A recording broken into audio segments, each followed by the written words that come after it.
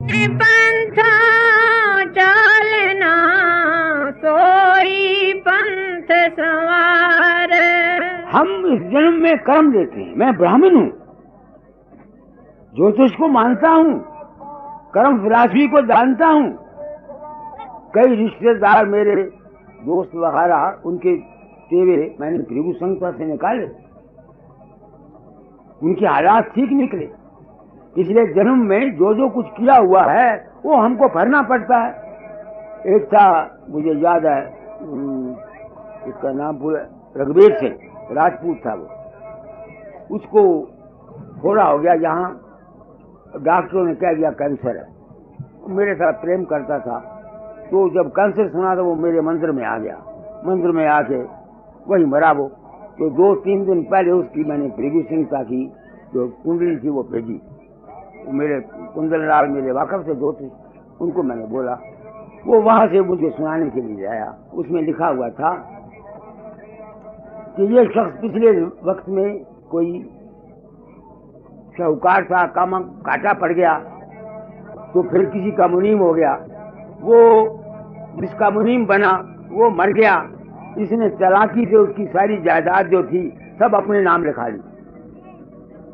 अब ये जन्म लेता है, जवानी में मर जाता है। वो जो उसके बच्चे हैं उस सेठ के, वो इसके रिश्तेदार बनते हैं। वो 70-75 हजार रुपया छोड़ गया। 70-75 हजार रुपया वो मरने के बाद छोड़ गया। मैं चाहे गलत भी मान लेता, मगर उसमें एक पॉइंट मुझे मिला। उसमें 2 पॉइंट थे। एक तो मेरे मतलब लिखा हुआ था, एक लिखा हुआ था उसके मतलब कि इसके खानदान का कोई रिश्तेदार इसके बच्चों की संभाल करेगा। तो उसके कोई रिश्तेदारों में से था, वो मिलिट्री में नौकर था। जब वो मर गया, उसने उस नौकरी को छोड़ दिया, अब उसकी दुकान पर बैठा हुआ है। तो मुझे यकीन आता है कि ये हम सब कर्म के भोग भोगते हैं।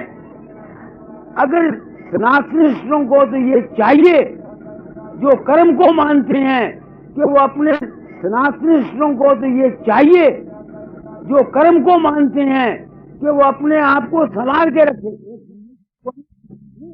अपने कर्म को ठीक नहीं करता, उस पर कोई पाप नहीं। मगर जब हम मानते हैं,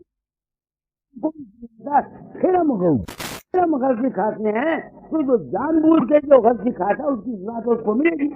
हम कर्म से अपने कर्मों के फल से बच कह सकते हो। तो आप लोगों ने मुझे बुलाया, सत्संग किया, ये कोई तमाशा तो है नहीं। क्यों आए हैं आप? But for are you come? सत्संग के लिए। सत्संग से मिलता क्या है? बिन सत्संग विवेक न हो और राम कृपा बिन सिद्ध न हो। सत्संग से समझ मिलती है। क्या समझ मिलती है? जिससे तुम्हारा लोक भी सुखी हो और तुम्हारा परलोक भी सुखी हो। अगर गर्जमंद आता है वो गौर से सुनेगा। जो तमाशा देखने के लिए आता है वो या तो खोखता रहेगा बैठा हुआ, या कोई और बातें सोचता रहेगा, या इंदौर की सोचता रहेगा, या कहीं और की सोचता रहेगा। इस वास्ते सत्संग सिर्फ अधिकारी के लिए होना चाहिए। ये सत्संग तमाशा नहीं है, न ये मेला है। ये तो दुनिया ने, हम लोगों ने एक तमाशा बना लिया।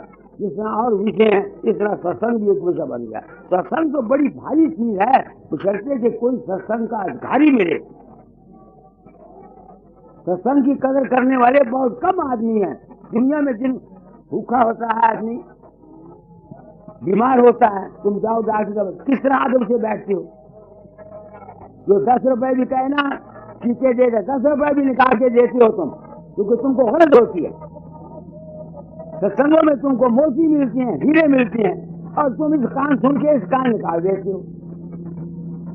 क्या फायदा? मेरे अगर बस में हो तो मैं रात को 2 बजे सत्संग रखूं, पर तुमने मानना नहीं। तुमको गर्ज हो उस वक्त है। मेरे अगर बस में हो तो मैं सत्संग का वक्त सुबह 2 बजे रखूं रात को। जो गर्ज वाले हैं वो आए। यहाँ वो हिसाब है, बेकदरा दी दोस्ती तैक्यों की हंस, मास मास तेरा सीखा चढ़ गया और गलियां रुल गए पंख।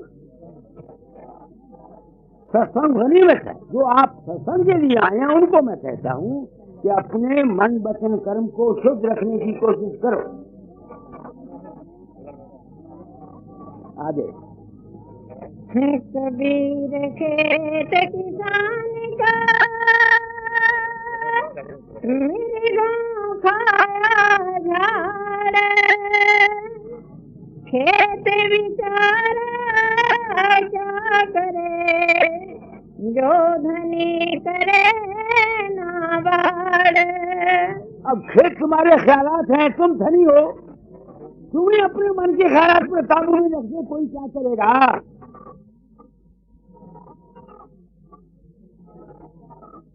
खेत तुम्हारे मन के ख्यालात हैं, जैसे तैसे विचार हैं, तुम वो बीजते हो।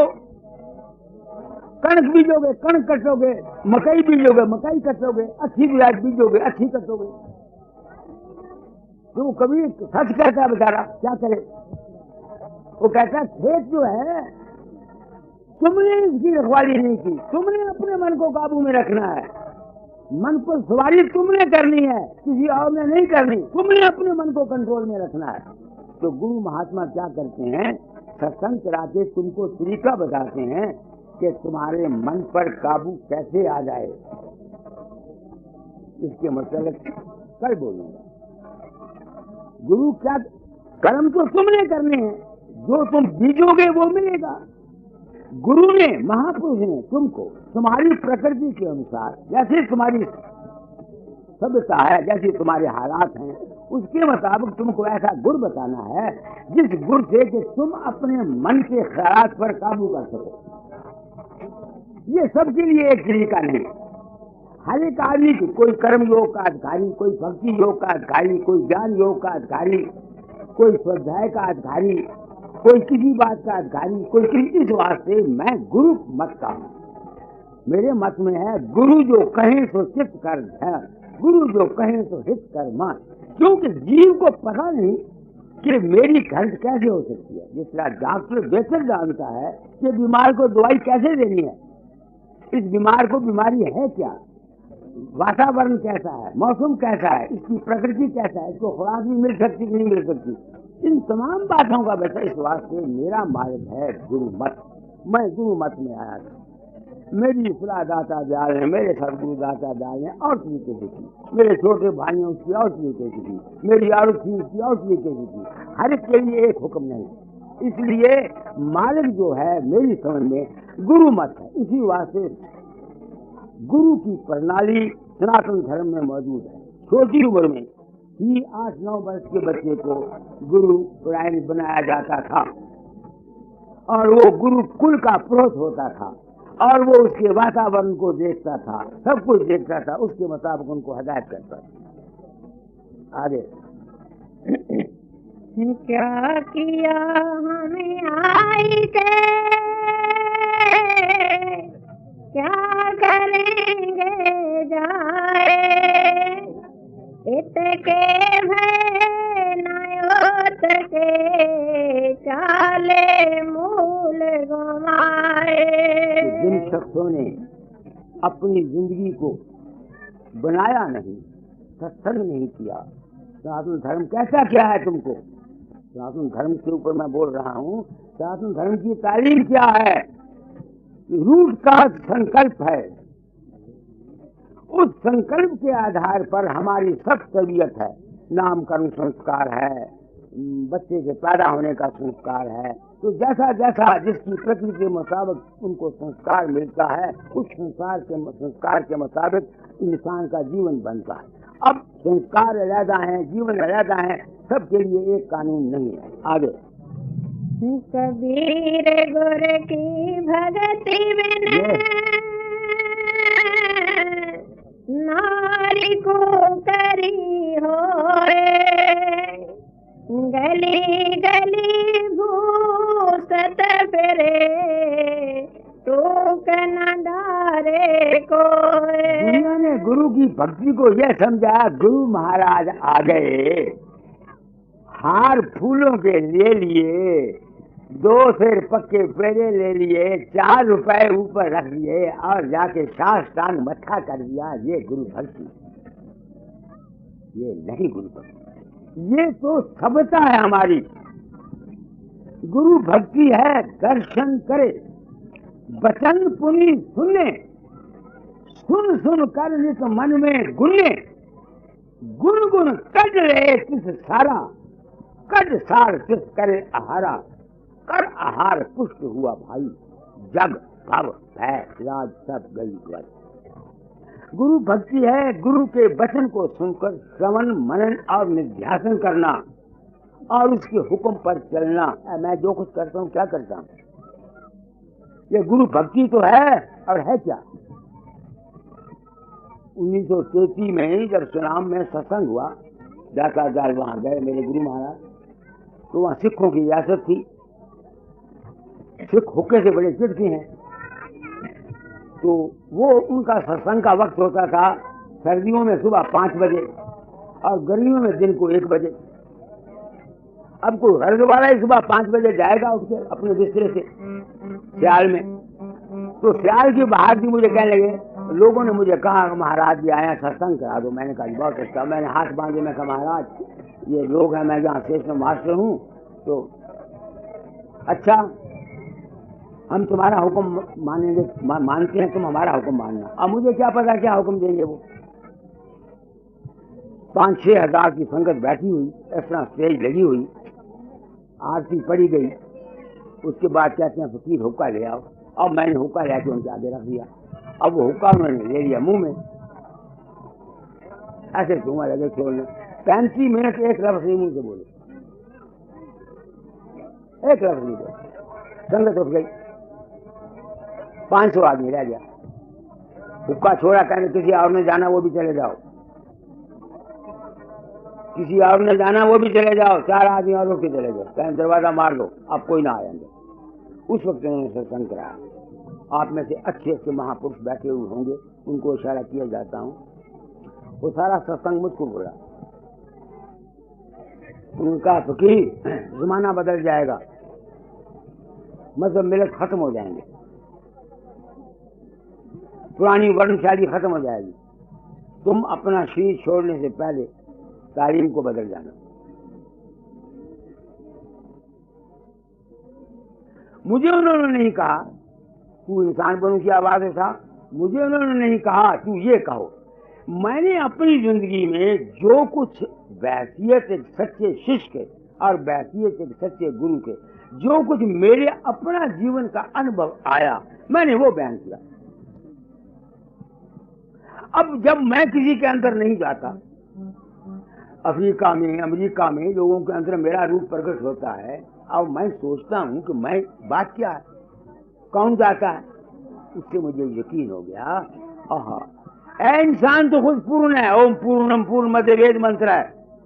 ऐ इंसान तो खुद पूर्ण है, तेरे अंदर तमाम दुनिया भरी हुई है। क्यों?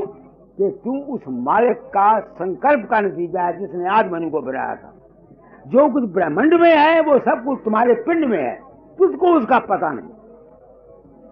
अगर तू इस बात को समझ जाए तो सब कुछ तेरे अपने अंदर ही भरा हुआ है। जितना तू प्रेम करेगा, जितना तू साधन करेगा, जितना तेरी नियत साफ होगी, जितने तेरे ख्यालात होंगे, जैसे तेरे कर्म होंगे, वैसा तेरा तुमको फल मिलेगा। ये मेरी बात समझ में आई। तो जो कुछ क्योंकि मेरे समय ऋण था गुरु का, उन्होंने कहा था फकीर ये काम कर जाना, और मैंने काम कर दिया। और मुझे ये खुशी है कि मैं काम किया, फंसा नहीं। काम मैंने किया, मैं फंसा नहीं। तुम में से बहुत से राधा स्वामी हो गए, तुम बुरा मानो या अच्छा मानो, इस गलत गुरुइज्म ने तुम्हारी आंखों में मिट्टियां डाली हुई हैं। तुमको सच्चाई का कोई पता नहीं। तुम सब गुरु पशु हुए हो। गुरु पशु, तिरिया पशु, वेद पशु, नर पशु, संसार मानुष काहे जानिए, जामे विवेक विचार। सोच समझ से काम लो, अपने मन की खरीद को आप करो। गुरु भक्ति यही है कि गुरु के संग में, सोबत में जाकर बादब होकर बैठो, अपनी सूरत का मुंह खुला रखो, जो कुछ सुनते हो सुनते जाओ, फिर घर में बैठ के जुगाली करो। जो शकूक पैदा हो उनके मतलब सवाल करो। जहां सवालों जवाब नहीं होते वहां गुरु चेले का व्यवहार नहीं है। यहाँ अंधेर गर्दी नहीं है, न किसी की आंखों में मिट्टी डाली जाती है। ये प्रत्यक्ष प्रमाण है। गुरु चेला सवाल करता है, गुरु जवाब देता है। तो गुरु और शिष्य का तल क्या है? सवाल और जवाब तक है। बाकी जो कुछ भी है वो सब तुम्हारी गुरु भक्ति में क्या हुई? गुरु भक्ति है गुरु के सत्संग में जाकर अपनी शंकाओं का निवारण करना, अपने भ्रमों का निवारण करना। गुरु की दया है क्या? कहीं मुझे कहते बाबा दया कर दे, मैं फूंक मार दिया की करा? जब दया गुरु की हुई, निश्चय की शक्ति मिल गई, निबलता जाती रही और बल की शक्ति मिल गई। आ गए सत्संग में, अब संग सत का हो गया। दुर्मति जाती रही, सुमति की शक्ति मिल गई। गुरु की दया है बुद्धि को निश्चयात्मक कर देना, यही शास्त्र कहते हैं। हम लोग तो गुरु पशु हो गए सारे। जितना राधा स्वामी मत है इस वक्त, ये सब का सब गुरु पशु है। किसी को सच्चाई का पता नहीं, न हकीकत का इल्म है, बस धन गुरु धन गुरु धन गुरु करना जानते हैं।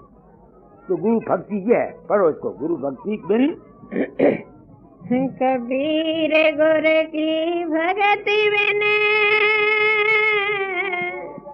नारी को करी होए, गली गली भूसत फिरे तूक न ढारे कोए। क्यों? गुरु बुद्धि को निश्चयात्मक बना देता है। नारी सुरत है, जिसकी बुद्धि निश्चयात्मक नहीं हुई वो भटकता फिरेगा, कभी इधर कभी उधर, कभी उधर कभी उधर, कभी उधर कभी उधर, कभी उधर। आगे कबीर गुर की भगति बिन राजा गदहा होए, माटी लदे कुम्हार की घास न डारे कोए। काया मंजन क्या करे, कपड़ा धोयम धोए, ओ जल हुआ ना छूट सी, सुख नींदड़ी ना सोए। कपड़े के धोने से क्या बनता है? मन को धो। आगे ओझल पहने का पड़ा, पान सुपारी खाए, कबीर गुर की भगत बिन बांधा जमपुर जाए। क्यों जाएगा जमपुर बांधा? मैं अपनी आत्मा से सवाल करता हूँ, क्या ये ठीक कहता है कबीर? मुझे अगर आज कबीर की वाणी में, इन संतों की वाणी में सत्ता नजर ना आती, मैं ब्राह्मण का बच्चा हूँ, मुझे नरक जाना पड़ता, मैं इनके बरसात ले जाता। मैं कहता हूँ गुरु की भक्ति में इंसान जमपुर जाता है। जमपुर तुम्हारा मन है। नुक्ते बताता हूँ। मन के ख्यालात हैं। जब तुम्हारा अंत समय आएगा, जब तक तुम अपने मन की शक्लों रूपों के साथ लगे हुए हो, तुम मन से निकल नहीं सकते।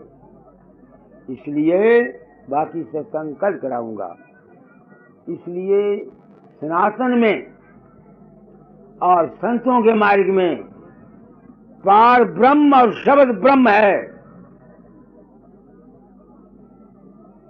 गरुड़ पुराण में सब लिखा है। कोई आदमी यमपुरी से, धर्मपुरी से, चित्रगुप्त से नहीं बच सकता योनि से, जब तक उसकी सूरत पार ब्रह्म देश और शब्द ब्रह्म देश में नहीं जाती। मैंने गरुड़ पुराण की किताब लिखी है। तो पार ब्रह्म प्रकाश है, ब्रह्म है, सावित्री है।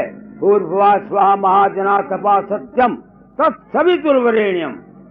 वो जो सावित्री है, जब तक मरते समय तुम्हारे सामने वो सावित्री और वो शब्द ब्रह्म नहीं आएगा, इस आवागमन के चक्कर से तुम छूट नहीं सकते, जितना मर्जी चाहे कोशिश कर दे। ये निवृत्ति मार्ग। प्रवृत्ति मार्ग और है, निवृत्ति मार्ग और है। 1.5 घंटा हो गया, मैं बहुत बोला हूँ। इतना ही काफी है सुनने वालों के लिए। कल का सत्संग जरूरी समझो तो रखो, नहीं तो मेरी तो राय यह है कि रात को 2 बजे सत्संग रखो। 10 आदमी आए, 15 आए, 20 आए, वो 1000 हाथ से बेहतर है बजाय इसके कि तुम 600 आदमी को इकट्ठा करो, वो इस कान से सुने, इस कान निकाल दे। मैं भी कुत्ते की तरह भौंक कर चला गया और वो भी इस कान से सुना, उस कान से चला गया। ना मेरे कहने का कोई फायदा है, उनको कहने का फायदा। सबको राधा स्वामी।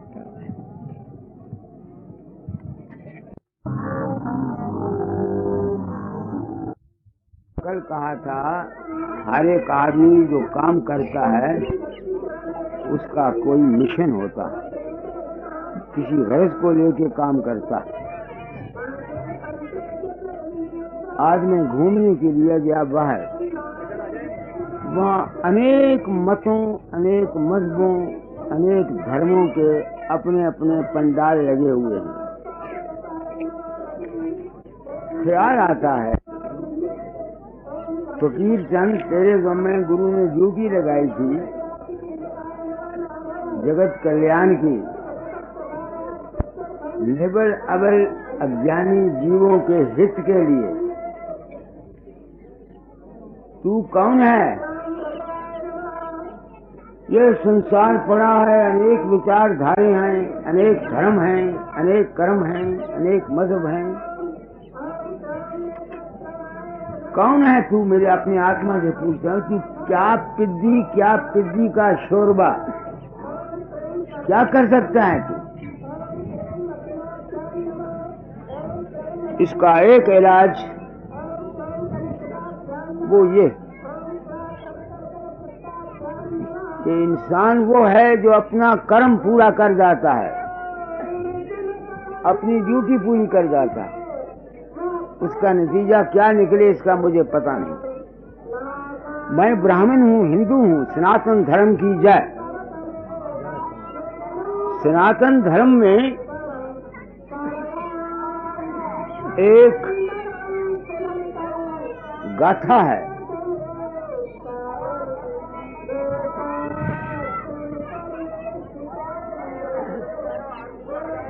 एक पुराने कहानियों ने हमको सबक दिए हुए हैं। 2 पंछी थे, उनके अंडे समुद्र ले जाया करता था। वो जब अंडे दें, समुद्र की लहर आए उनको ले जाए, उनको बड़ा गुस्सा आया। उन्होंने कहा समुद्र को सुखा देंगे। अब वो चोंचे भर भर के बाहर फेंकने लगे। उसके साथी आए, क्या करते हो? समुद्र को सुखाएंगे। उनका होश की दवा करो, होश की दवा करो। उन्होंने कहा नहीं साथ देते, जाओ।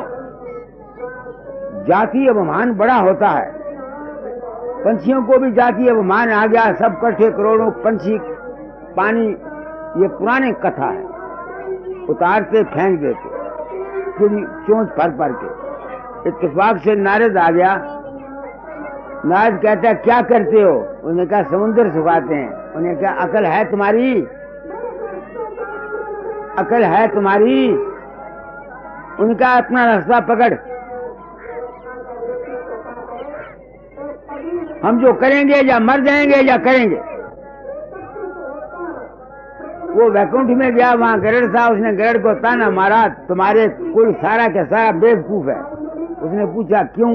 उसने सारा वाकया बयान किया। गरुड़ ने जाके विष्णु भगवान से कहा। खैर विष्णु भगवान ने चक्कर को छोड़ा, उनकी किसी तरह से सुलह हो गई।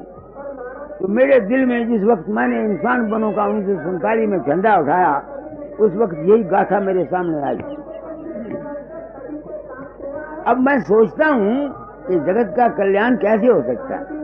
जगत का कल्याण सनातन धर्म कर सकता है। सनातन धर्म क्या है? मैंने कल बोला था, जो आद मनु का धर्म है।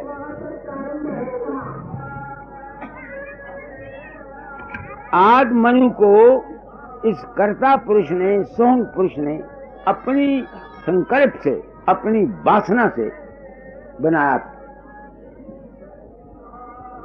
वो कर्म का सिलसिला चल निकला।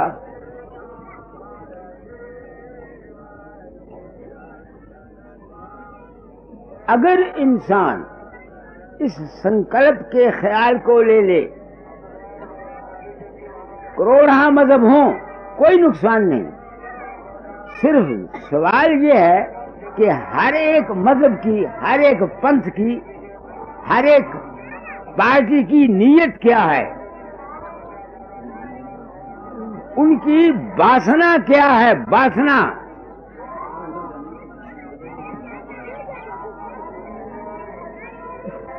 तो वासना को ठीक करना, वासना से ही ब्रह्मा विष्णु महेश वगैरह उत्पत्ति हुए हैं। ये देवता जितने हैं हमारे सारे, ये दिव्य शक्तियां हैं। मैं यहाँ कुंभ पर आया हूँ। ये कुंभ का स्थान है। यहाँ कहते हैं समुद्र मथा गया था और जो अमृत का कुंभ निकला, उसके कुछ हिस्से यहाँ यहाँ पड़े। मैं इस जमाने का आदमी हूँ, मैं पूछता हूँ अपनी आत्मा से कि क्या समुद्र मथा गया था या ये गप है। मैं कहता हूँ मथा गया था, मगर इस राज को दुनिया नहीं जानती।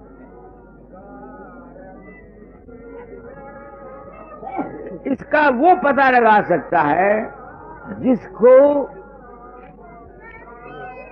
ज्ञान है।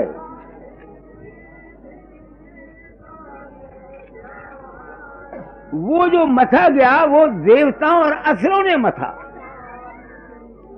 देवता और असुर प्रजापति के पुत्र कहलाते हैं। असुर बड़े हैं, देवता छोटे हैं। बड़े भाई असुर हैं, देवता छोटे भाई हैं। ये दुनिया की रचना ज्योति स्वरूप एनर्जी से पैदा होती है। एक किस्म की रोशनी है, किरण है। किरण के अंदर से जो पहली चीज बाहर निकलती है, दीवे को जलाओ जो धुआं बनाती है, वो असुर है। वो जगह घेरता है। जो उसके पीछे रोशनी रहती है वो देवता हैं। हमारे शरीर के अंदर हर वक्त हमारा मथन होता रहता है।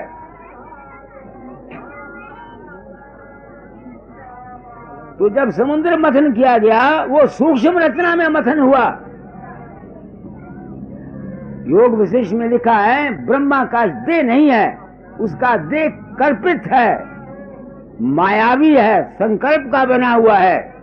तो संकल्प की दुनिया में ऊपर में भी रचना होती रहती है। और शुरू में जैसे कल मैंने बयान किया था कि लोग अपने संकल्प से बनाकर मुझसे काम लेते हैं। इस एक बात ने मुझको ज्ञान दिया।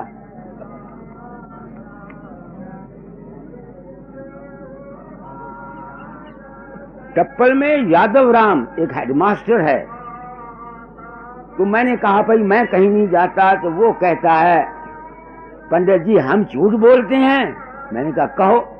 उसने एक कबीर पंथी साधु को लिया और दोनों ने कसम खा के खाई कि हमने 26 जून या जुलाई को किसी सम्मत को मुझको जमुना की बरेती में देखा। और उन्होंने मुझसे पूछा कि आपका कोई प्रोग्राम इंसान बनो में नहीं है, तुम नहीं आए। कोई प्रोग्राम नहीं, आप कैसे आए? तो आपने कहा जहां मुझे कोई याद करता है मैं वहां आ जाता हूं। तो फिर तो आपने कहा घर वापस चले जाओ। अब जब उसकी बात सुनी, मैं आदमी सच्चा हूं, मैं कहता हूं क्यों फकीर चंद तू गया? मैं नहीं गया। कौन गया? मैं जानता हूं कौन जाता है, मुझे इसका ज्ञान है। मैंने कहा तुम हिस्ट्री बताओ, तुम वहां कैसे आए? उसने बोला हम रात को सत्संग करके जाया करते थे, 8 बजे, उस दिन 10 बज गए। घर में औरत ने गुस्से में कुछ कहा मुझे, आपकी हिदायत है शांति रखना। मैं बोला नहीं, मगर गुस्सा था। सुबह 5 बजे बजाय 7 के मैं उठ करके बाहर चला आया। तो मैं गया नहीं। मैं कहा जब तुम वापस गए कहाँ थे? तुम्हारी औरत क्या करती थी? कि आपकी फोटो के सामने पड़ी हुई बेहोश पड़ी थी। मैंने कहा तुमको नहीं समझ आता? कौन गया? उस औरत का वासना, उस औरत की जबरदस्त इच्छा, चूंकि मेरे रूप में मानती थी ना, तो उसकी अपनी ही औरत के संकल्प ने मुझको बनाया और मेरे पास से काम ले लिया। अगर ये राज जिसको मैंने खोला है, अगर संसार के प्राणियों के अंतर आ जाए, तो जिसकी जी चाहे राम को पूजे, जिसका जी चाहे कृष्ण को पूजे, जिसका जी चाहे देवी को पूजे, है तो सभी इंसान के अपने ही मन का खेल है। झगड़ा खत्म हो जाता है, हमारा द्वेष खत्म हो जाता है। इस वक्त जो द्वेष बढ़ा हुआ है, इतने पंथ और मजहब हैं, वो इसीलिए है कि संसार में अज्ञान है। मैंने क्या कहा है आप लोगों को? आप महापुरुष हैं, अच्छे अच्छे महापुरुष बैठे हुए, माताएं हैं, तो मैंने इस ख्याल को लेकर हिम्मत की कि मैं इस राज को बता जाऊंगा। ये राज मैंने नहीं बताया, ये राज राधा स्वामी दयाल ने बताया, ये राज कबीर ने बताया, ये राज दादू ने बताया, ये राज पलटू ने बताया, ये राज उपनिषदों के ऋषियों ने बताया। उपनिषदों के ऋषि इसको छाया पुरुष कहते हैं। छाया पुरुष सनातन धर्म में छाया पुरुष कहते हैं, क्योंकि जीव जो हैं इतनी ऊंच कोटि की समझ नहीं रखते हैं, उनको इस भेद का इल्म नहीं। और हम महंत जो हैं, पंडित जो हैं या गद्दियों वाले जो हैं, ये अपने झूठे मान के कायम रखने के लिए, अपने दौलत के लिए, अपने पैसे के लिए इस बात को पर्दे में रखते हैं, और जीव सारे अज्ञान में फंसकर पंबल भूसे में पड़े हुए हैं। मेरी बात को महापुरुषों सोचना। कहा स्वामी जी ने भी यही, शास्त्रों ने भी यही कहा, सत कबीर ने भी यही कहा, सब महापुरुषों ने यही कहा, मगर कहा इस तरह से सैन बैन, धर्मदास तो ये लाख दुहाई, सार भेद नहीं बाहर जाई, संत बिना कोई भेद न जाने। मैंने इस ख्याल को, चूंकि मेरे समय ड्यूटी थी, मैंने इस राज को खोल दिया। कहा कि जो समझ बूझ वाले आदमी हैं, एक तो ये लुट ना जाए। अब जिसने मेरा रूप, जिसने मेरा रूप जमुना की बरेती के दरमियान में देखा, उसको अगर अज्ञान में रखा जाए तो वो मुझे धन देगा कि नहीं देगा? मेरी पूजा करेगा कि नहीं करेगा? बताओ मेरी बात। तो ये जो तुम्हारे अंतर में हमारा जो शरीर है, इसका भी मथन होता है। जब हम साधन करते हैं, हमारा मथन होता है। जब जीव इस देह में आता है, वहां समुद्र का मथन हुआ। पहले क्या निकला? जहर निकला। जहर को शिव जी ने खाया। हिंदू शास्त्र कहते हैं हमारे शरीर के अंदर तमाम देवता रहते हैं। गणेश गुदा में रहता है,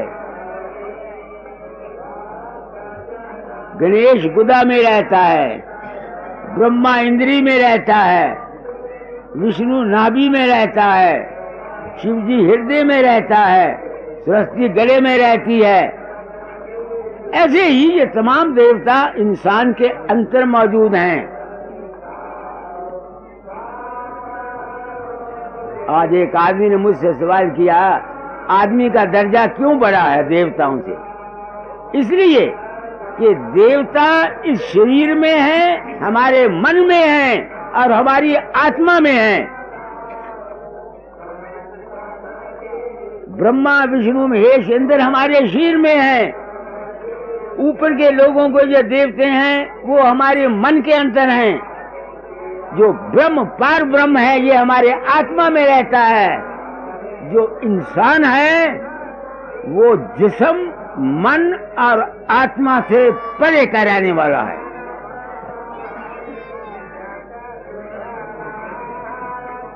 तो सनातन धर्म क्या है? संकल्प की दुनिया है। जो शख्स हमेशा के लिए इस काल के चक्कर से निकलना चाहते हैं, काल का चक्कर जानते हो ना, रचना का होना, उत्पत्ति का होना और प्रलय का होना, ये काल चक्कर है। संसार की उत्पत्ति और संसार का प्रलय, इससे जो परे है वो संतों का वास है। कबीर हुआ, स्वामी जी हुए, या ऋषियों के, उपनिषदों के ऋषि हुए। इस वास्ते इंसान का दर्जा बढ़ा है। अब इससे बाहर निकलने के लिए तो मैंने 2-4 दिन रहना है, इसलिए सत्संगों में जिक्र करूंगा। तुमको उस निकलने की जरूरत नहीं। तुमको वासना रूपी जो माया है, ये माया का देश है। तुमने इसमें कैसे रहना है, मैं ये बताना चाहता हूं। हम गृहस्थी हैं, हम दुखी रहते हैं। तभी तो मैं कहता हूं कि हमारा वाहिद इलाज सनातन धर्म है। सनातन धर्म क्या है? कल मैंने बोला, शिव संकल्पम अस्तु। जिस किस्म के संस्कार तुम्हारे हैं वैसे ही तुम्हारी संतान होगी, वैसे ही तुम बनोगे। हम गृहस्थी हैं, सबको अपनी औलाद से शिकायत है। बाहर मियाँ 5,000, अंदर बीबी कर्मा दी मारी। हर एक आदमी को कोई ना कोई दुख है। ये दुख क्यों है? क्योंकि हम सनातन धर्म को भूल गए। सनातन धर्म क्या है? आज का धर्म अपने संकल्प को ठीक रखना। ख्याल की दुनिया है, माया का देश है। तुम माई आई हो, मैं लेक्चर नहीं देता आपको, वेद नहीं पढ़ाता, रामायण नहीं पढ़ाता, कबीर की बानी नहीं पढ़ाता, राधा स्वामी मत की बानी नहीं पढ़ाता। मैं आपको जीने का राज बताता हूं कि जिंदगी कैसे तुमने गुजारनी है, ताकि तुमको सत्संग में आने का कुछ फायदा हो। अब मन्नू मां के पेट में था। अर्जुन ने चक्कर बेदने का जिक्र अपनी औरत से किया। उसका संस्कार अभिमन्यु ने लिया, और जब अभिमन्यु जवान हुआ, उस संस्कार की वजह से वो चक्कर को बेच सका, अक नहीं बेच सका। अब तुम सोचो,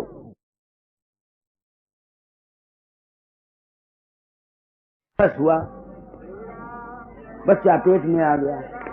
मेरी औरत नहीं चाहती थी बच्चा हो। मुझे याद है उसने मुझे कहा भी कि पिपल की जड़ ला दो, बच्चा नहीं गया। अब जब जिस बच्चे आने वाले को माँ पहले ही नहीं चाहती, वो उसका कहा कैसे मानेगी? होश की दवा करो, सोचो। बेटियों, तुम सत्संग में आई हो। मैं तुमको ये नहीं कहता कृष्णोवाच अर्जुनोवाच, वेद व्यास क्या कहता है।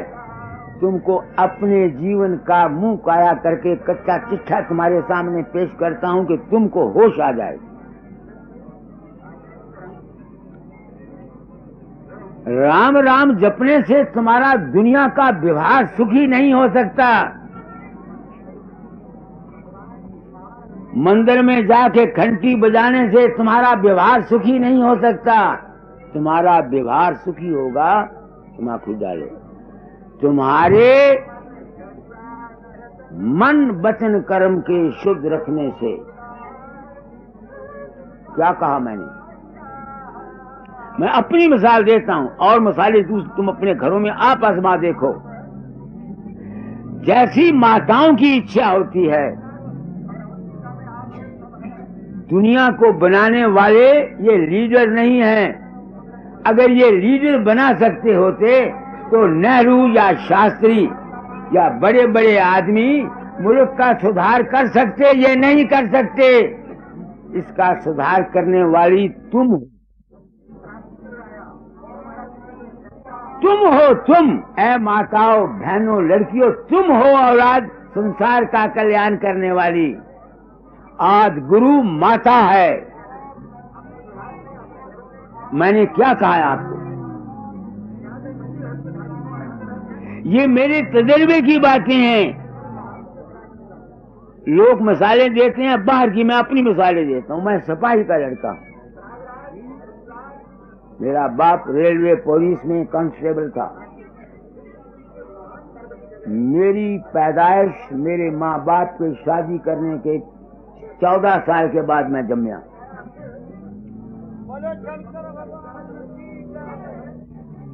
तो मेरी माता मुझे कहा करती थी, बच्चा, मैं स्टेशन पर होती, स्टेशन मास्टरों को देखती लाल हरी चनिया लिए हुए, गाड़ी में डीटीएस आता, टीआई आता, तो कहा करती थी, बच्चा, मैं भी मत्था टेका करती थी भगवान के मेरे भी कोई बच्चा हो चंडियां लेके फिर गाड़ी में सफर करे। उसका फल ये निकला, मैं स्टेशन मास्टर हुआ। मेरे छोटे भाई राय साहब ट्रैफिक मैनेजर हुए। मैं ये सत्संग तुम लोगों को कराना चाहता हूं। इसमें हिंदू का कोई सवाल नहीं, मुसलमान का कोई सवाल नहीं, तुम्हारे जीवन की घड़त है। तो ये कौन तालीम देता है तुमको? सनातन धर्म देता है। सनातन धर्म की किताबों को पढ़ के देखो। जब से सनातन धर्मियों ने अपना सनातन धर्म छोड़ दिया, मुल्क बर्बाद हो गया। अच्छी औलाद नहीं पैदा होती, संस्कार ठीक नहीं है। हमारे ऋषि बेवकूफ नहीं थे जो जाति, गोत्र और वर्ण को देखते थे। गुण, कर्म और स्वभाव को लड़के और लड़कियों के रिश्तों की वजह से देखते थे। आजकल तो पैसा, गुण, कर्म, स्वभाव रह गया, कुल कोई नहीं देखता है। पिछले जमाने में कुल देखते थे, कुल। इसकी माँ कैसी थी, इसका बाप कैसा था, इसका दादा कैसा था। तो ये है सनातन धर्म की कुंजी। अपने संकल्प को ठीक करो। फिर उसके बाद जब बच्चा पैदा हो जाता, उसको नामकरण संस्कार देते। जैसी जिसकी प्रकृति होती, गुरु लोग नाम देते थे। क्षत्रियों के घर का बच्चा और तरह का संस्कार लेगा, ब्राह्मण के घर का बच्चा और तरह के संस्कार लेगा, वैश्य का बच्चा और तरह के संस्कार लेगा। वो जो गुरु लोग थे वो जानते थे कि इसके खानदान की प्रकृति कैसी है, उसके मुताबिक उसको संस्कार देते थे। इसको बोलते हैं दीक्षित, नामदान, ख्याल देना।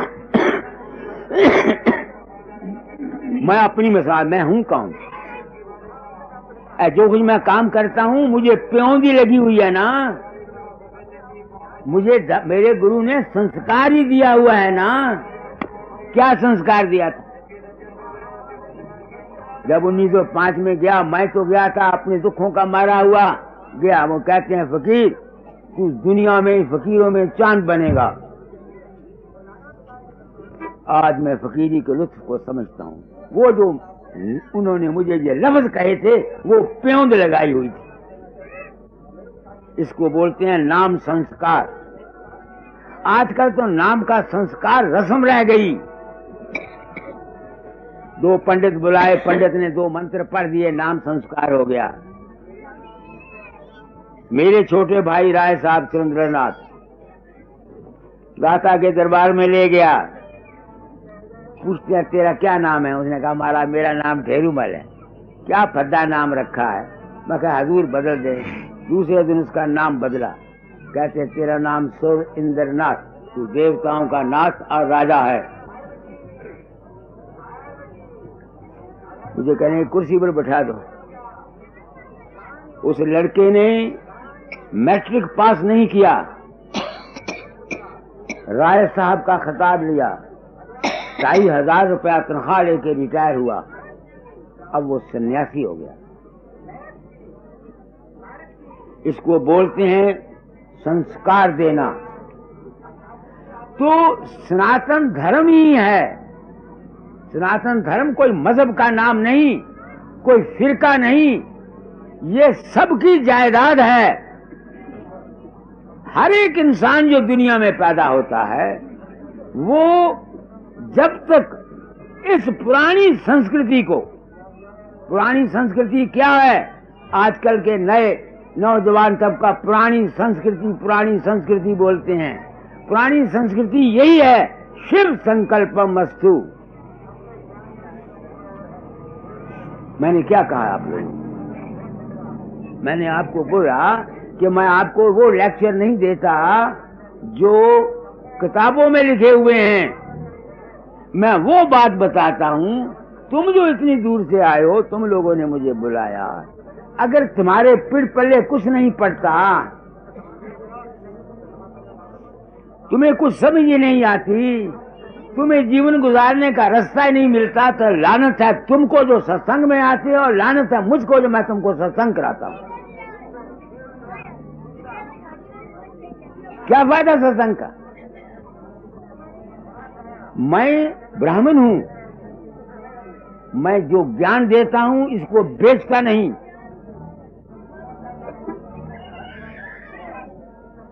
मैं वेद नाम है ज्ञान का, जो सार वस्तु मैं बताता हूं अपना मुंह काया करके, अपना तजुर्बा जो बताता हूं, उसके इवज में मैं तुम लोगों से कुछ मांगता नहीं, दान नहीं लेता। क्यों?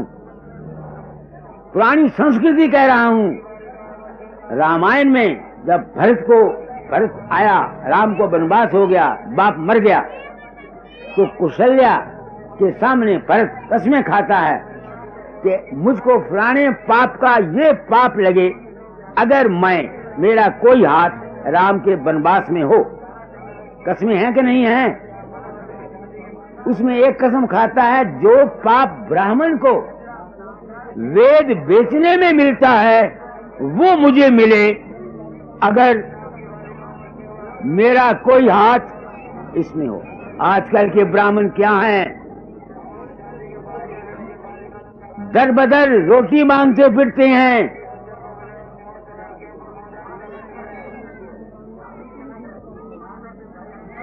ब्राह्मण हुए या साधु हुए, ये ठूठा हाथ में लेके तुम गृहस्थियों के घरों से टुकड़ा मांगते हैं। कौन कहता है ये ब्राह्मण है? ब्राह्मण वो है जो ब्रह्म में रमन करता है। किसी ब्राह्मण को आप भिक्षा मांगते नहीं देखोगे। ब्राह्मण में इतनी ताकत होती है कि उसकी मनोशक्ति दूसरों को अपने पास खींच लाती है और दूसरे उसकी सेवा करते हैं। यह है हमारी पुरानी संस्कृति। तो मैंने शुरू किया था, सनातन धर्म क्या है? सनातन धर्म है वासना को अनुकूल करना, क्योंकि रचना सारी वासना से होती है। जितनी सृष्टि का कर्म है तुम्हारा, जब से संसार बना है, सब जगह वासना ही है। नाम ही माया है। ये मनोमय जगत है, मायामय जगत है, ब्रह्ममय जगत है, संकल्पमय जगत है। इस दुनिया में संकल्प के सिवा कोई दूसरा चीज काम नहीं करती है। इसलिए आप लोग माताओं आई हो, जो गुजर गया, जो नए पौध है, नए नौजवान तबके के आदमी हैं, इनको हिदायत करता हूं कि अच्छी संतान पैदा करो। तुम्हारा भविष्य तुम्हारी संतान पर है। मगर अगर अब देखते ही गवर्नमेंट ने कितना इंतजाम किया, बहुत झाड़ देने वाली फसलें, अच्छे मवेशी दूध देने वाले गायें, कितना गवर्नमेंट ने इंतजाम किया है। अब जिस जमीन में से 10 मन दाने निकलते थे, अब 50-50 मन निकलते हैं। कभी गवर्नमेंट ने या हुकूमत ने या आदमी की जात ने सोचा है कि हमारी औलाद अच्छी हो? किसी का ध्यान इस तरफ गया?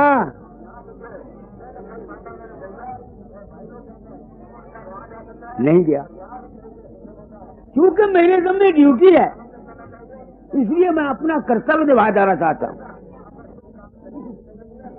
अपना फर्ज पूरा कर जाना चाहता हूँ।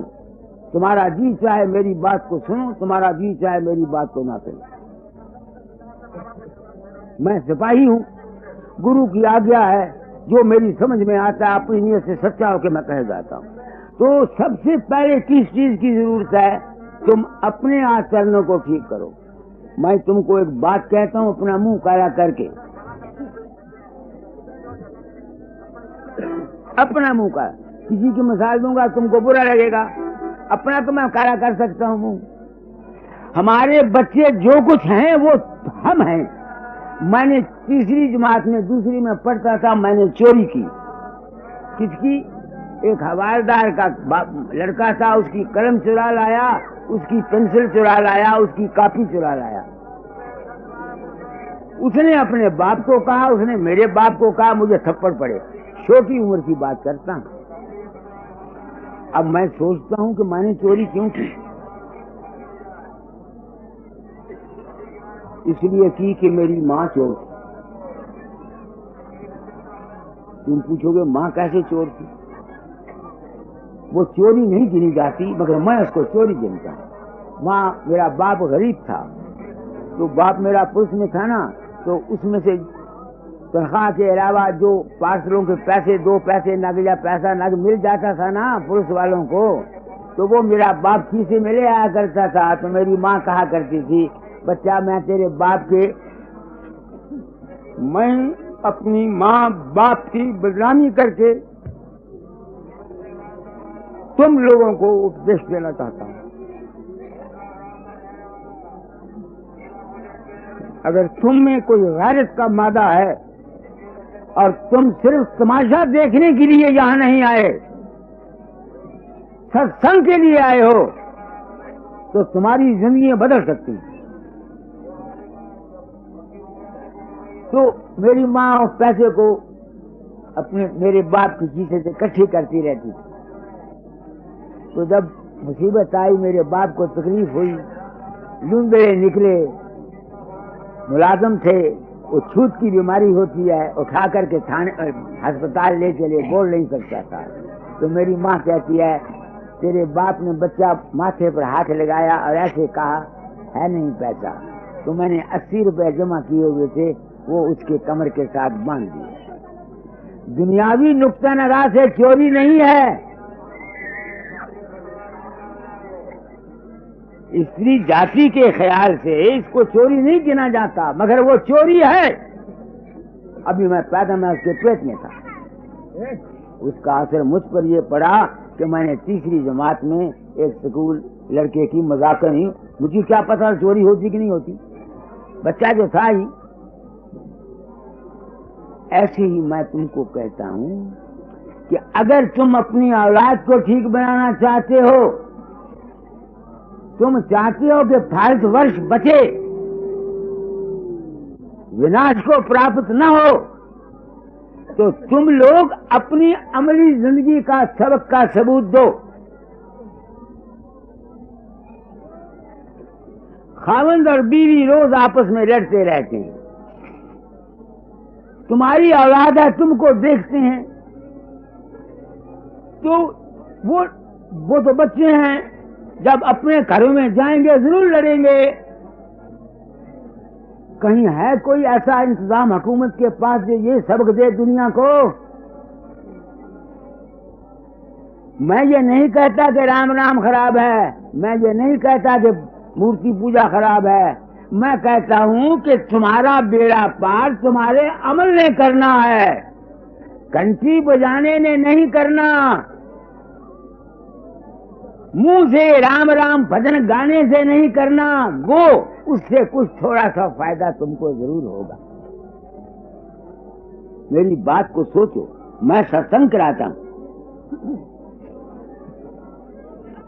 तुमको सच्ची और साफ बात कहना चाहता हूं, जिससे कि तुम्हारा भला हो सके। कल मैंने तुमको साबित कर दिया कि जिस अर्जुन ने कृष्ण के मुंह से गीता सुनी, अगर भागवत का लिखने वाला सच्चा है, वो मुझे पता नहीं, तो वो तो लिख गया कि अर्जुन गीता सुन करके भी कृष्ण के मुंह से नरक में गया, तो तुम्हारा क्या हाल होगा बताओ। इसलिए तुम लोग सत्संग में आते हो, क्या करना है तुम लोगों ने? अपने मन पर सवारी करनी। ये मन महाचंचल है। एक शब्द निकालो, साधो ये मन है बड़ा जालिम, कबीर का। ये मन महाचंचल है, इसको काबू में करना कोई आसान बात नहीं है। ये जितने धर्म हैं, जितने पंथ हैं, जितने मजहब हैं, ये सब किसी न किसी तरीके से तुमको इस मन पर सवारी करने की तरकीब बताते हैं। कोई मजहब गलत नहीं, कोई धर्म गलत नहीं, मगर जो प्योंद आदमी तुमको लगाते हैं, गुरु तुम्हारे पंडित, तुम्हारे मौलवी, तुम्हारे मुल्ला, तुम्हारे गुरु, जो वो मंत्र तुमको देते हैं, जो तजवीज वो बताते हैं, आया उनके अपने मन काबू हुए हैं? अगर उनके मन खुद काबू नहीं हुए, वो लाख तुमको नाम दे जाएं, लाख तुमको उपदेश दे जाएं, लाख तुमको व्याख्यान कर जाए, तुम्हारे पर कोई असर नहीं होगा। क्योंकि प्योंद लगाने वाला जो आदमी है, वो खुद आमिल नहीं है। मैं नाम नहीं देता दुनिया को, हालांकि मैं डिग्री होल्डर हूं, मेरे नाम हुक्म है, निकाला, पढ़ो। ये मन महाचंचल है, इसको काबू करना महाकठिन है, पढ़ो। साधो ये मन है बड़ा जालिम, साधो ये मन है बड़ा जालिम, जाको मन से काम पड़ो है, तिस ही होए है मालूम, जाको मन से काम पड़ो है, तिस ही होए है मालूम, साधो ये मन है बड़ा जालिम, मन कारण जा उसकी छाया, मन कारण जा उसकी छाया, ते छाया में हटके, ते छाया में हटके, निर्गुण सारे गुण मन की बाजी, निर्गुण सारे गुण मन की बाजी, खरे से आने भटके, खरे से आने भटके, साधो यह मन है बड़ा जालिम। अब इस मन के जुल्म का नतीजा तुम देखो 22 वर्ष का क्या है। जिसके अंदर राम प्रकट हुआ है, तो उसका अपना मन, जैसे मैंने बोला आपको, उसने समझा ये राम और है कोई जो बाहर से आया है, वो रामापंथी बन गया। जिसके अंदर में कृष्ण का रूप प्रकट हुआ है, तो उसका अपना मन, मगर वो कृष्णापंथी बन गया। जिसके अंदर बाबा नानक प्रकट हुआ है, तो उसका मन वो नानकपंथी बन गया। जिसके अंदर कबीर प्रकट हुआ है तो उसका अपना मन, वो कबीर पंथी बन गया। इस तरह से ये भारतवर्ष इस मन के अज्ञान की वजह से मानव जाति बट गई। मैं तुमको कितनी सच्ची बात कहता हूं कि मैं किसी के अंदर नहीं जाता। ऐसे ऐसे मैंने केस देखे हैं, आप हैरान होंगे कि जिसका मेरे पांव के नीचे से मिट्टी निकलती है। मैं सरसों हेड़ी गया, ब्राह्मणों का वो 100 घर का है, 100 घर है वहां, एक गांव है ब्राह्मणों का। वहां जब मैं गया, एक औरत आई मेरे पास, उसने एक बच्चा मेरी गोद में रख दिया। मैंने कहा, माई तू कौन है? बाबा जी मैं फलाने की नूह हूँ, तो मेरा ससुर आपके सत्संग में जा करता था, ये बच्चा आपकी दात है। मैंने कहा कैसे? उन्होंने कहा 18 साल से मेरे औलाद नहीं थी, तो मेरे सास ससुर बातें करते थे कि इसकी शादी दूसरी कर दो। मैं अपने मकान में आई, रोने लगी, आपको याद किया। मेरे मकान के अंदर रोशनी हुई, उसमें मैं प्रकट हुआ, मेरे हाथ में बच्चा था, उसको रोशनी का दिया, उसके बच्चा हुआ।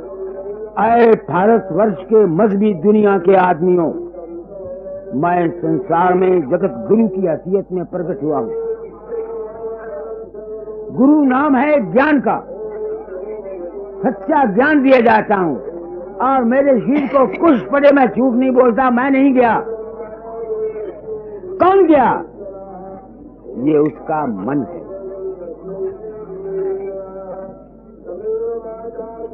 राधा स्वामी दयाल की एक वाणी है, जगत सब धोखे धार बहा। मैं संतों का यूं ही पैरोकार नहीं हुआ, मैं कभी भी सिर न नवाता कबीर के आगे या स्वामी जी के आगे या इन संतों के आगे, अगर मुझको इसमें सत्यता प्राप्त न होती। ये जितना खेल है सब इंसान के मन का है, और बड़े बड़े भटक गए, और इस भटकने की वजह से हमारा जीवन जो है अशांत हो गया। पढ़ो उसके आगे, इसी कड़ी को पढ़ो। मन कारण जो उसकी छाया तह छाया में अटके, निर्गुण सारी गुण मन की बाजी खरे से आने भटके। भटके कि नहीं भटके? बड़े बड़े भटक गए। तुम्हारे अंदर रूप रंग रेखा बनाने वाला तुम्हारा ही मन है, और ये मन कहाँ से बना? तुम्हारी वासना से बना। इस माया आदि माया कीनी चतुराई, झूठी बाजी सांझ दिखाई। यही शास्त्र कहते हैं कि ब्रह्म से माया का जो उत्पत्ति थी, उसने सृष्टि को रचा, और तमाम संसार भ्रम में आया हुआ है, चक्कर काट रहे हैं। आगे मन ही जाना लोक बनाया,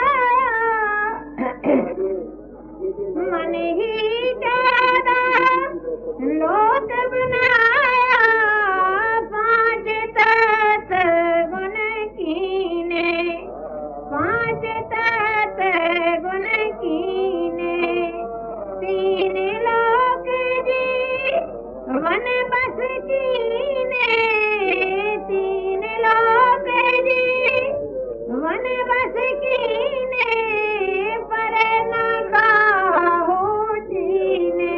किसी को समझ नहीं आती कि मन है क्या। ऐसी मार मारता है। योगियों को इसने मारा, भक्तों को इसने मारा, ज्ञानियों को इसने मारा, ज्ञानियों को इसने मारा। मारा कि नहीं मारा? है? अफ्रीका में, अमेरिका में मेरा रूप प्रकट होता है। उन आदमियों को मैं धर्म से हजार आदमी मेरा ध्यान करते हैं, उनके अंदर मेरा रूप प्रकट होता है, दुआएं बताता है। कल भी मैंने कहा था मरते समय ले जाता है, मुझे पता नहीं होता कौन आता है। इंसान तेरा अपना ही मन है, तू इस मन के चक्कर में आया हुआ है। अगर इस दुनिया में रहता है तो अपने मन को अपने काबू में कर ले, क्योंकि तुम्हारी दुनिया जो बनेगी तुम्हारे ख्याल की दुनिया बनेगी, तुम्हारे विचार की दुनिया बनेगी, तुम्हारी आंख की दुनिया बनेगी। यही संत कहते हैं। तो संत क्या कहते हैं? सनातन धर्म क्या कहता है? इस मन को काबू करना। मन छाले मारता है, इसको काबू करने का इलाज मन को एक तरफ से हटाकर दूसरी तरफ लगाओ, जो शुभ कार्य देने वाला हो। बुराई की तरफ से अच्छाई की तरफ लगाओ। तुम्हारी मर्जी है, तुम अपने ख्याल को राम नाम से बदलो, तुम्हारी मर्जी है कृष्ण नाम से बदलो, तुम्हारी मर्जी है वागरू नाम से बदलो, तुम्हारी मर्जी है अल्लाह के नाम से बदलो, तुम्हारी मर्जी है राधा स्वामी नाम से बदलो, तुम्हारी मर्जी है पांचराम से बदलो। जिस तरीके से तुम्हारी मर्जी है करो, बशर्ते के तुम्हारा मन ऊट पटांग गलत ख्यालात हर वक्त ना सोचता रहे, तरह तरह के विचारों में तुम्हारा मन जो हर वक्त गलतान न रहे।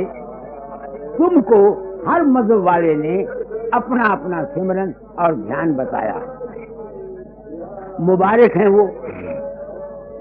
मतलब तो तुम्हारे मन को बुराई की तरफ से हटाकर अच्छाई की तरफ लाना है। तो बुराई क्या है? ख्याल है। अच्छाई क्या है? ख्याल है। अपने ख्याल को बदलो।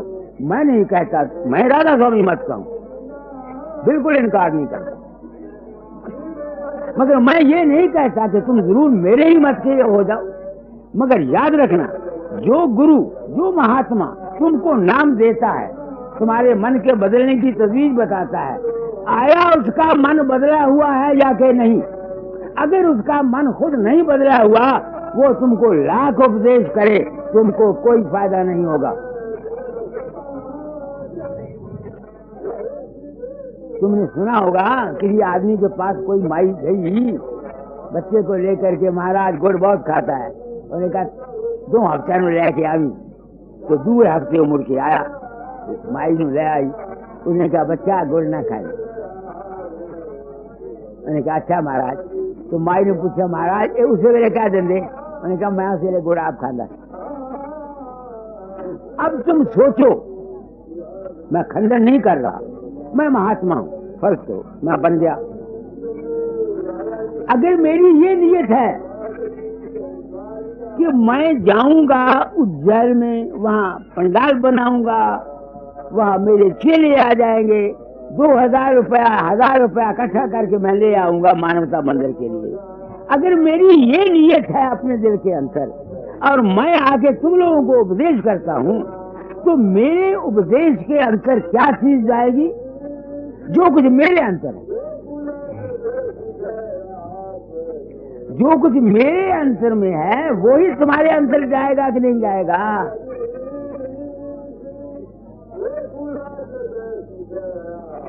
पुत्र औलाद पैदा करना और चेले बनाना एक ही बात। याद रखना, शास्त्र कहते हैं, मैं सनातन धर्मी हूं, रैयत के गुनाहों का बोझ राजा पर आता है और राज के पापों का बोझ माँ बाप पर जाता है, चेलों के कुकर्मों का जिम्मेवार गुरु पर जाता है। इस वास्ते मैंने नाम नहीं दिया दुनिया को ना, सत्संग कराता हूं, गुरु नहीं किसी का बनता। क्यों नहीं बनता? क्योंकि गुरु नाम तो है ज्ञान का, गुरु नाम तो है समझ का, गुरु नाम तो है विवेक का, गुरु नाम तो है विश्वास का, गुरु नाम है श्रद्धा का। ये दे भी कभी गुरु हुआ?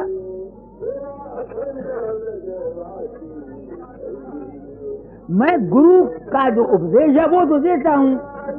एक शब्द निकालो, गुरु मध्य आद अनंत अद्भुत अमर अगम अगोचरम। मेरे दाता दयाल जात पात, जिस जात पात ने मुझे ये काम दिया वो गुरु का रूप आपको सुनाता हूँ। गुरु किसको कहते हैं? वो मेरे गुरु महाराज।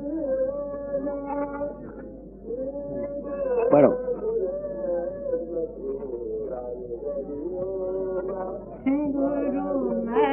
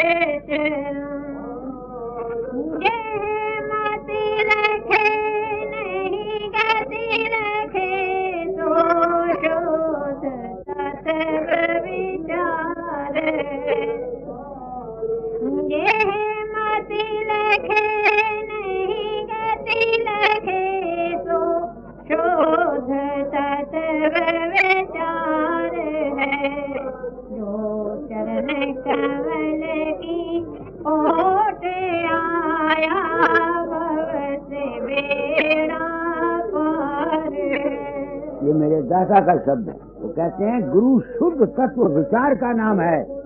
तो शुद्ध तत्व विचार क्या है? शिव संकल्पमस्तु। मन वचन कर्म पर काबू रखना, यही सनातन धर्म का शिक्षा है। सनातन धर्म की यही शिक्षा है। सनातन धर्म में गुरु प्राण बनना पड़ता है। पहले माता गुरु है, पिता गुरु है, बहन भाई गुरु है, स्कूल के मास्टर गुरु हैं, फिर सदगुरु गुरु है। गुरु की पदवी ज्यादा है। गुरु क्या करता है? शुद्ध तत्व विचार देता है। मगर वो विचार कौन दे सकता है? कौन दे सकता है? जितना डॉक्टर एक एमडी होता है, उसने मुर्दे चीरे हुए होते हैं, उसको हर एक बीमारी का पता है। जो बीमार उसके पास जाता है, उसको जैसी जैसी उसकी बीमारी होती है, उसके मुताबिक उसको इलाज बताता है। इतना वो गुरु नहीं जो सबको एक ही रास्ते पर हाँकता है। वो गुरु नहीं जो सबको एक ही रास्ते पर हाँकता है। जिस तरह से बीमारी तो है, बीमारी मुख्तलिफ हैं, उनके इलाज मुख्तलिफ है। इस तरह हर एक प्रकृति वाले के लिए, हर एक जीव की प्रकृति के लिए उसकी प्रकृति, वातावरण, उसके माँ बाप का संस्कार, उसका देश, उसका काल, उसके वस्तु को लेकर के जो शख्स उपदेश करता है, उसका नाम है गुरु। आगे गुरु विष्णु मूरत शिव की सूरत, गुरु को ब्रह्मा जाने दो। गुरु ब्रह्म है, परिब्रह्म है, ये सोच समझ के माने तो गुरु उपदेश करता है। हमको क्या उपदेश किया? माफ करना। माँ ने उपदेश किया, जैसे माँ के ख्यालात थे, जैसे बाप का ख्यालात थे, वैसे हम बने। जैसी हमारी सोसाइटी आई, फिर गुरु के पास गए। उसने कहा ब्रह्मचर्य रखो भाई, मानसिक और शारीरिक ब्रह्मचर्य रखो भाई। ये सनातन धर्म का असूल है कि नहीं? 24-25 साल तक ब्रह्मचर्य रखो। ये सनातन धर्म ही है, मेरा तो नहीं। तो इस ब्रह्मचर्य का क्या फायदा? देखो, अशांति का सबसे ज्यादा कारण इस संसार में, वॉर में 90% हमारे छोटी उम्र की शादियां, छोटी उम्र की हमारे ख्यालात हैं। जितने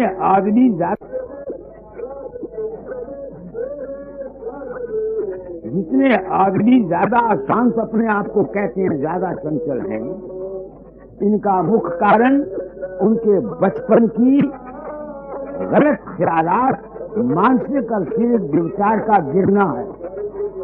इसका सबूत मेरा अपना जीवन। मेरी उम्र शादी हुई जब मैं 13 साल,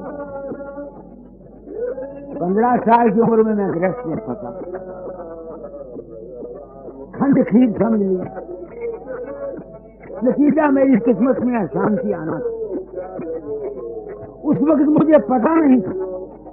मेरे दाता दयाल ने, मेरे गुरु महाराज ने हिकमत अमली करके मुझको पहली लड़ाई में बसरे बगदाद भेज दिया। मैं 12 साल वहां अकेला रहा, भक्ति भाग में रहा। मेरा मानसिक शारीरिक ब्रह्मचर्य गिर गया, कायम हो गया। मैं बड़ा संतुष्ट, बहुत शांत, आनंदमय रहता। क्योंकि संतान नहीं थी, दाता ने कहा फकीर चंद अब अभ्यास छोड़ो, औलाद पैदा करो। मैं घर में आया, मैंने फिर इसको खंड और खीर समझ लिया। ज्यादा चला गया, वो जो मेरी शांति थी वो चली गई। ये मेरा सेवा। मेरे पास सत्संगी आते, एक माई मेरे पास आया करती, बूढ़ी हो गई, अभ्यास ही बड़ा करती है, शांति नहीं मिलती। तो मेरी समझ में नहीं आता था इसको शांति क्यों नहीं मिलती। मैंने पूछा, बेटी तेरी शादी कब हुई थी? कि 9 वर्ष की, जब मैं थी। बच्चे कब से हुए? जब मैं 14-13 वर्ष की, जो बच्चे पैदा होने शुरू हुए। अब बताओ, जिस आदमी का मानसिक और शारीरिक ब्रह्मचर्य वक्त से पहले, मेच्योरिटी से पहले गिर गया, और शांति उसके हिस्से में ना आए तो किसके हिस्से में आए? हमारी मन की चंचलताएं इतनी जबरदस्त हैं, उसका कारण है हम सनातन धर्म के असूल से गिर गए। न सनातन धर्म के असूल से हमने औलाद पैदा की, न सनातन धर्म के असूल से हम लाख अपने आप को सनातनी कहें, हम सनातनी हैं, सिक्के लगा देने से तो सनातन नहीं बन जाते। सनातन धर्म है पुरानी सब